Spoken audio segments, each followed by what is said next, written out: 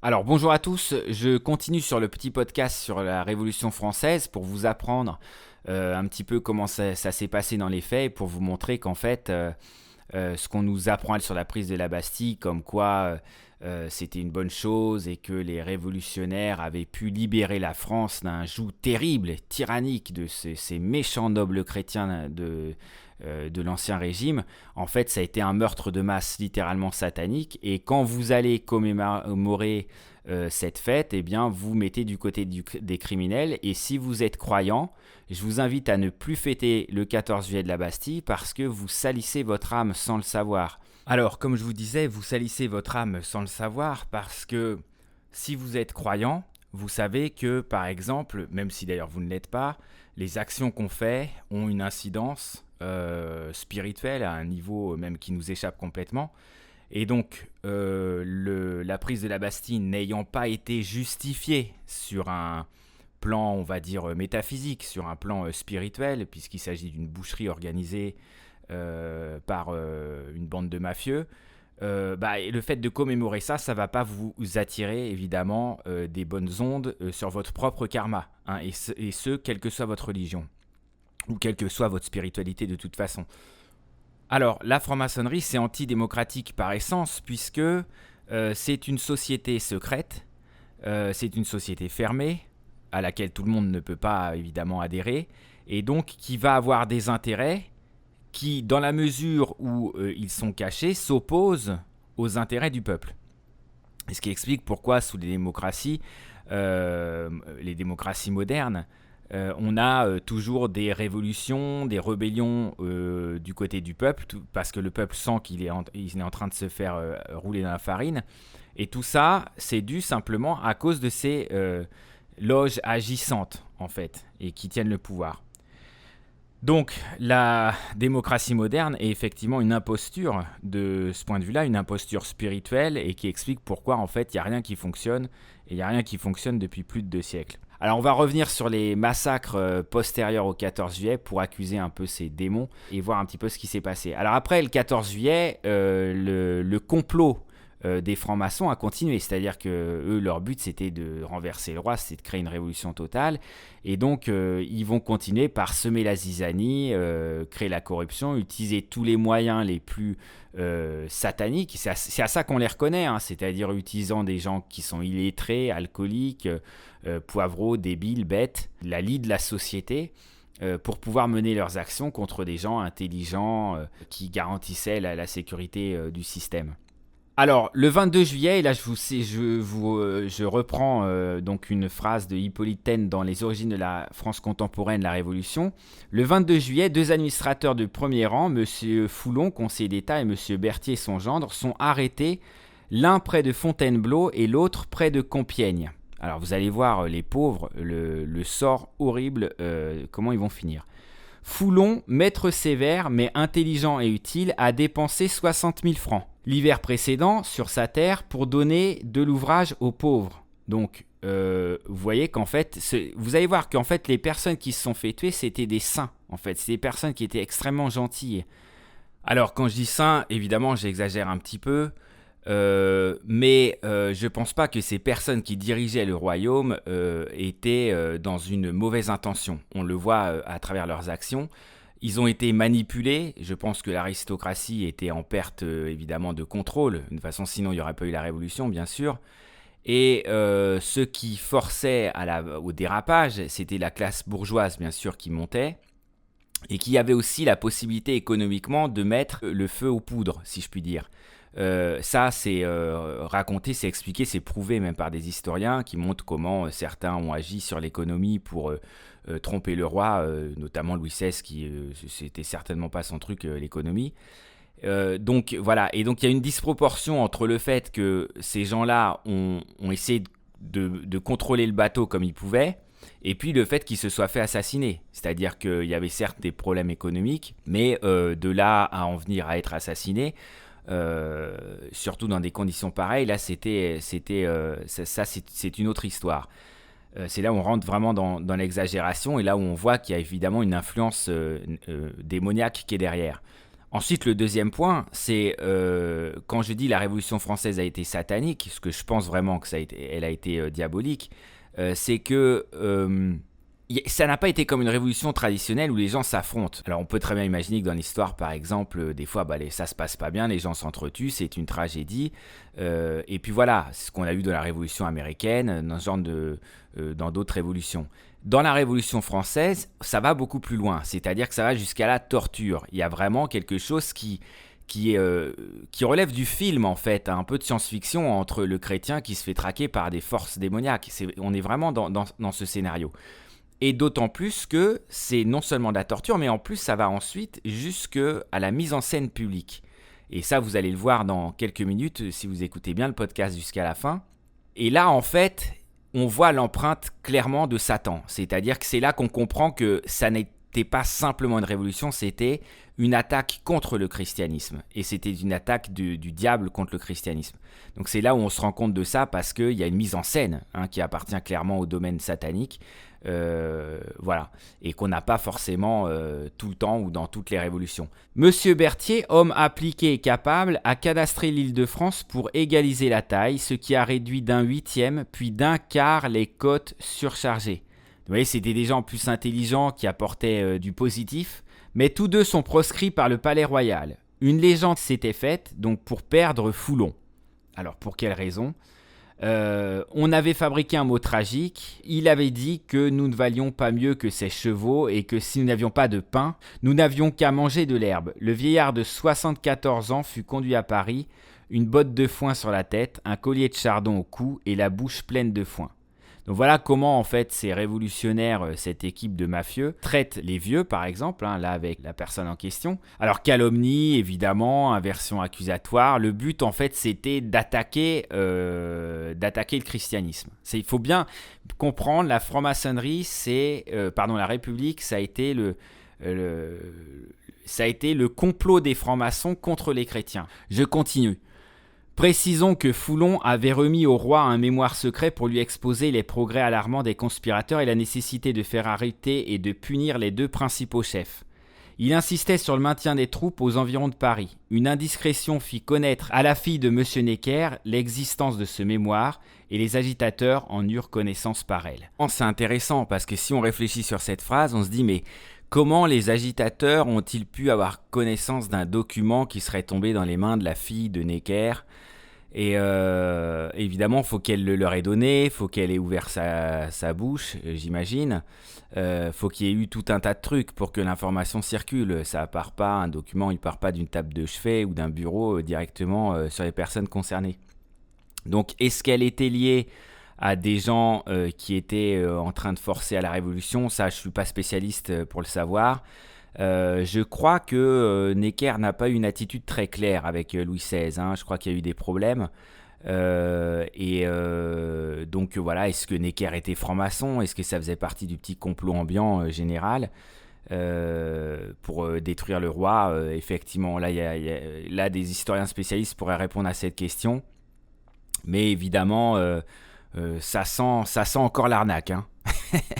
L'arnaque, et je dirais même le complot. Alors là, d'après un moniteur du 29 juillet 1789, je cite, « On se saisit de ce vieillard, et déjà il est porté avec la rapidité d'une flèche sous la lanterne fatale. Il demanda grâce à la multitude, la supplia de l'enfermer et de lui laisser la vie. Mais on l'accabla d'humiliation, de mauvais traitements. Enfin, on lui passa la corde fatale, on le suspendit, la corde cassa. Il tomba sur ses genoux et implora la pitié du peuple. On l'attacha de nouveau. La corde cassa une seconde fois. Une corde neuve arriva enfin et termina ses affreuses angoisses. Ses bourreaux se disputèrent son cadavre, le dépouillèrent, s'arrachèrent à l'envi des lambeaux de ses vêtements, lui mirent une poignée de foin dans la bouche, promenèrent sa tête ensanglantée à bout d'une pique, et traînèrent dans la fange son corps nu, mutilé et couvert des empreintes de leur barbarie. » Donc voilà, alors évidemment, quand on parle de public, c'était plus des bandits, encore une fois, c'est les gens normaux, vous vous doutez bien, à l'époque, n'avaient pas tellement envie d'assister à ce genre de spectacle, et donc on vous présente ça comme une libération du peuple. En fait, c'est un complot. Monsieur Berthier, alors ça c'était pour cette personne. Monsieur Berthier ensuite, lui il était père de 8 enfants, tous recommandables par leurs mœurs, leur talent et par la plus heureuse physionomie. Donc ça c'est dans l'histoire de la Révolution de 1789 par deux amis de la liberté.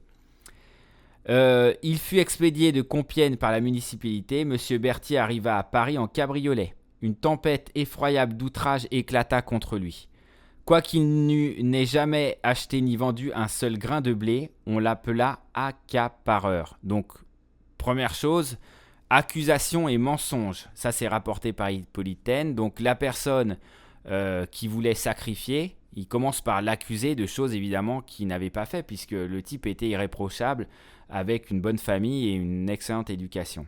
À l'hôtel de ville, les clameurs du peuple firent retentir l'édifice et épouvantèrent les juges de Berthier. Alors, même Berthier, même les juges de Berthier, qui étaient là pour faire le sale travail, ils eurent peur. On lui annonça qu'on allait le conduire à l'abbaye. À peine eut-il passé le seuil de l'hôtel de ville, son escorte fut dispersée. 10 000 bras le saisirent et il se trouva transporté sous le fatal réverbère. Une corde neuve l'attendait. À cette vue, il arracha un fusil et fondit sur la foule. Il tomba frappé de 200 coups de baïonnette. Il respirait encore. Un cannibale plongea sa main jusqu'au fond de ses entrailles palpitantes et lui arracha le cœur. Ça, c'est le Moniteur du 29 juillet 1789.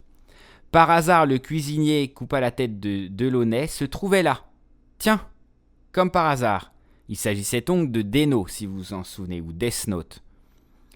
On lui donna le cœur à porter, un soldat prit la tête, et tous deux se rendirent à l'hôtel de ville pour montrer ses trophées à Monsieur Lafayette. Donc le général de Lafayette, que tout le monde connaît, même aux États-Unis, c'était un franc-maçon, et donc il faisait partie de ces gens-là qui avaient préparé cette révolution française, qu'il avait mise en place. Donc je continue. Il manquait un dernier trait à la férocité de ces anthropophages. Ils y mirent le comble à la fin de la journée en donnant au peuple le spectacle le plus abominable festin. Alors ça c'est rapporté par Bertrand de Molleville, Histoire de la Révolution de France, pendant les dernières années du règne de Louis XVI. Alors je continue. Le propriétaire du cœur de Monsieur Berthier, le vainqueur de la Bastille dont on vient de parler, entra au café de Foix, au Palais Royal, s'assit à une table avec les 5 ou 6 cannibales dont il était le chef et demanda un café. On le leur servit.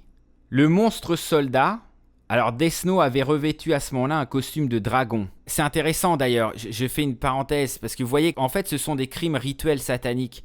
Vous voyez bien que le Desnos, en fait, s'il est là la deuxième fois pour tuer Berthier, comme il avait tué Delaunay, c'est prémédité évidemment, il ne se trouvait pas là par hasard. Donc en fait on voit ici le tissu de l'organisation des loges maçonniques derrière, qui se font passer le message en disant demain on fait ci, on fait ça, tu vas ici, on sera là, on le tue comme ça, etc. Et ce qui est intéressant dans la symbolique, c'est que Death Note avait mis un costume de dragon. Vous imaginez bien qu'un costume de dragon au XVIIIe siècle, c'est bizarre quand même, hein. Ça montre effectivement son appartenance à Satan, son appartenance aux forces des ténèbres. Il doit brûler évidemment en enfer aujourd'hui, hein, vous imaginez bien. Mais c'était intéressant. Et alors cette espèce on va dire ça comme ça, de Death Note de merde, détacha le cœur de Monsieur Berthier de la baïonnette où il était fiché. Putain, faut pas avoir envie de gerber les gars, hein. Le pressa, alors écoutez ça. Le pressa fortement entre ses mains, en sortit quelques gouttes de sang, les répandit dans les tasses de café, et au même instant, la bande infernale porta ce breuvage à ses lèvres et entonna, avec des éclats de rire barbares impossibles à rendre, l'ariette, non, il n'est pas de bonne fête quand le cœur n'y est pas. Voilà. Voilà en fait ce que ces barbares en fait ont fait. Donc c'est vraiment des suppôts de Satan. Mais des suppôts de Satan de A à Z, quoi. Parce qu'on ne peut même pas s'arrêter à Y dans un cas pareil. Guillaume Honoré Roch de Montgaillard qui nous rapporte ça, Histoire de France depuis la fin du règne de Louis XVI jusqu'à l'année 1825. Et encore une fois, dans un autre témoignage, Desnos fut avec le soldat qui portait la tête de Berthier dans un cabaret, et pendant qu'ils y soupaient, le peuple ayant demandé à voir le cœur de la tête du sieur Berthier, ils les ont jetés par la fenêtre du premier où ils étaient, et le peuple les a ramassés. Voilà. vous avez les conditions de naissance de la démocratie française, de la République française, qui est une imposture, bien évidemment, une imposture spirituelle, et je vais dire une imposture devant Dieu le Père. Alors là, il y en a un autre qui rapporte « Je ne sache pas qu'on n'ait jamais vu, sinon chez des esclaves, le peuple porter la tête des plus odieux personnages au bout des lances, boire leur sang, leur arracher le cœur. Je l'ai vu dans Paris. J'ai entendu les cris de joie du peuple effréné qui se jouait avec des lambeaux de chair en criant « Vive la liberté !» Alors ça, évidemment, c'est quelqu'un qui s'appelle Louis-Antoine de Saint-Just, l'esprit de la Révolution et de la Constitution de France en 1791 qui rapporte ça. Et effectivement, c'est quelqu'un qui est sensé, qui est normal. C'est-à-dire que quel homme sensé et normal et sain d'esprit peut effectivement aimer, si vous voulez, un spectacle pareil. Et comme je vous disais, ceux qui étaient sensés et normaux, ils se cachaient dans leurs appartements. Ils n'allaient pas assister à ces scènes épouvantables de massacres, de rituels sataniques publics, rendus publics. Ça se trouvait dans les rues et vous avez tous les formes de ce rituel satanique. Vous avez le Death Note qui se costume en dragon, l'autre qui presse le cœur dans les tasses de café, enfin vous avez tout ça. Alors Dussault, historien et panégyriste de l'insurrection parisienne, témoin oculaire de tous ces forfaits, avoue qu'il a cru assister à la décomposition totale de la société. Vous vous rendez compte, il y a des mecs qui ont été tellement choqués, ils se sont dit mais c'était l'enfer devant leurs propres yeux quoi. C'est rapporté par Jean Dussault, de l'insurrection parisienne et de la prise de la Bastille 1790. Et là, une autre phrase de Pierre-Victor Moluette dans ses mémoires. « La terreur, dont les républicains purs ne proclament le règne qu'en 1793, date, pour tout homme impartial, du 14 juillet 1789. Dès le commencement de la Révolution, des émeutes, des incendies, des assassinats éclataient de toutes parts. » Donc il y avait beaucoup de tumultes. C'est là on a parlé de la Bastille, de l'après-Bastille le 22 juillet, mais il y avait du bazar partout. Hippolyte Taine se demanda si la populace avait été excitée par des mains soudoyées qui se cachaient.